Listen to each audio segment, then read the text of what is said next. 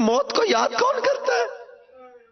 بھولے پھر رہے ہیں، شراب میں لگے ہوئے، بدکاریوں میں لگے ہوئے، نشے میں لگے ہوئے، جوئے میں لگے ہوئے، گانے سن رہے ہیں، باجے سن رہے ہیں، باجے بجا رہے ہیں، ڈانس کر رہے ہیں، بے حیائی کے کام کر رہے ہیں، طرح طرح کی برائیوں میں مبتلا ہے، غفلت میں پڑے ہوئے، غفلت میں پڑے ہوئے۔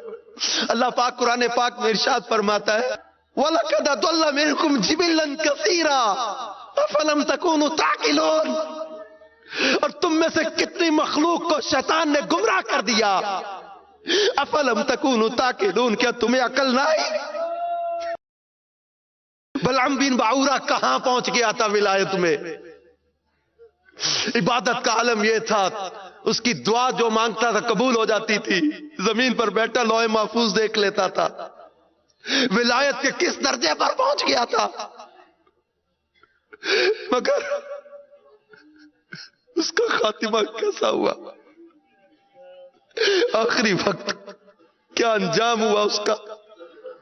کتے کی طرح زبان لٹکی، کفر کی حالت میں بھر گیا، برباد ہو گیا، ذلیل اور رسوا ہو گیا۔ ارے ہم تو نیکی کے نون کے نقطے تک نہیں پہنچ سکے، جو 4 سجدے کیے بھی تو ان میں اخلاص کہاں ہے؟ اس میں بھی کہیں دکھلاوا، کہیں ریاکاری، کہیں دل کہیں گم ہے۔ ہماری تو حالت ہی عجیب ہے۔ اے میرے پیارے پیارے اسلامی بھائیوں، ہمارے آقا مدینے والے مصطفیٰ صلی اللہ علیہ وسلم نے اسلام سے وابستہ ہونے والوں کو کفر کی تاریکیوں سے بچنے اور کفر سے ہمیشہ بیزار رہنے کی ترغیب دلائی۔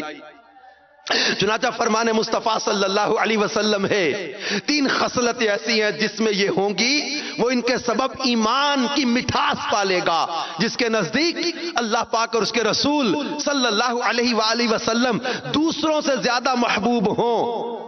جو کسی بندے سے محبت کرے اور اس کی محبت صرف اللہ پاک کے لیے ہو، اور وہ جو اللہ پاک کے اسے کفر سے نکالنے کے بعد کفر میں لوٹنے کو اسی طرح ناپسند کرے جس طرح آگ میں ڈالے جانے کو ناپسند کرتا ہے۔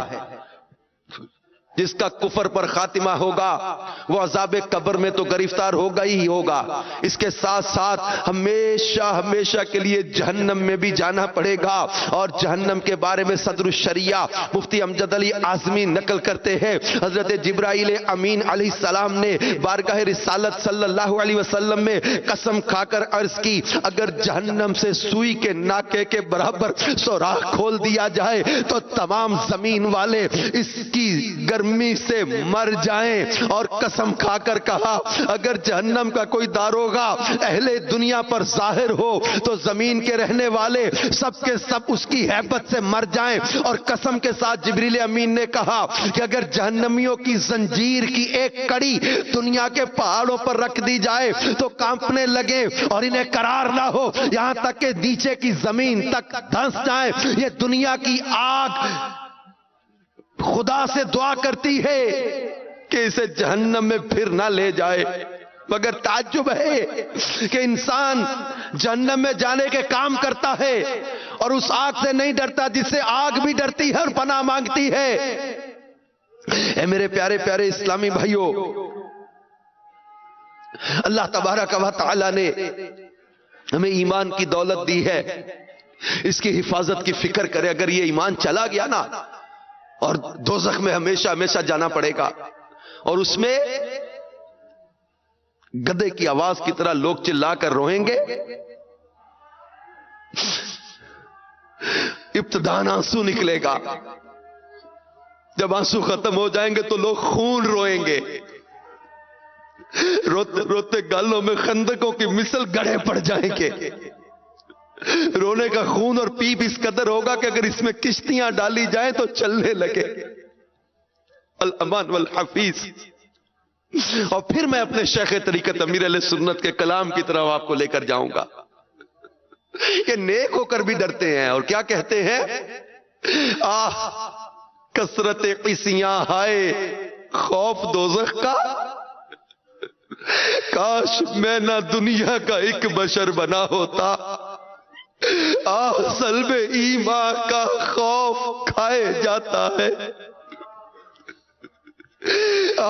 سلب ایمان کا خوف کھائے جاتا ہے.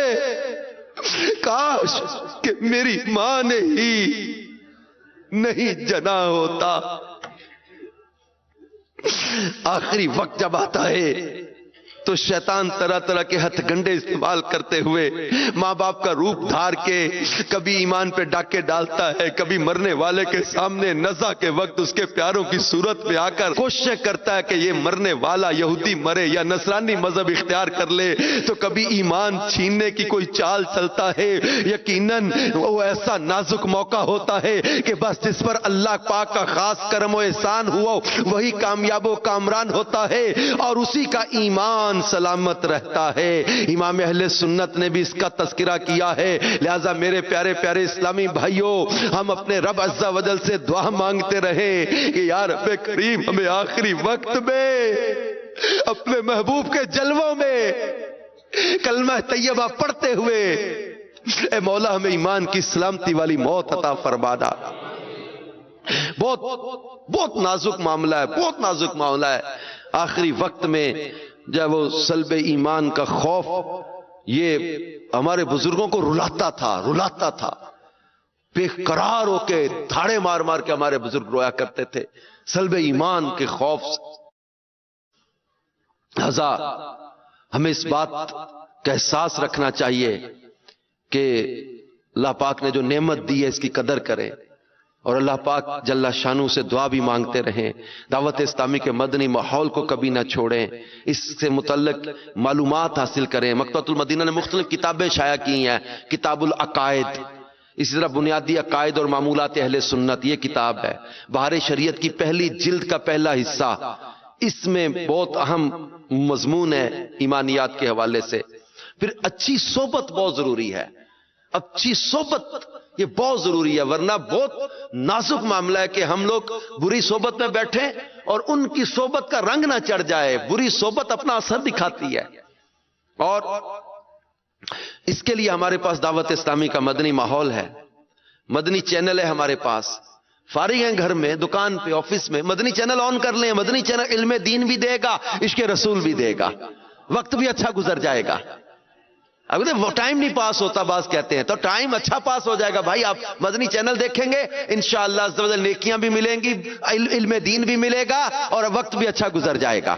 صلو علی الحبیب صلی اللہ تعالی علی محمد صلی اللہ علیہ وسلم.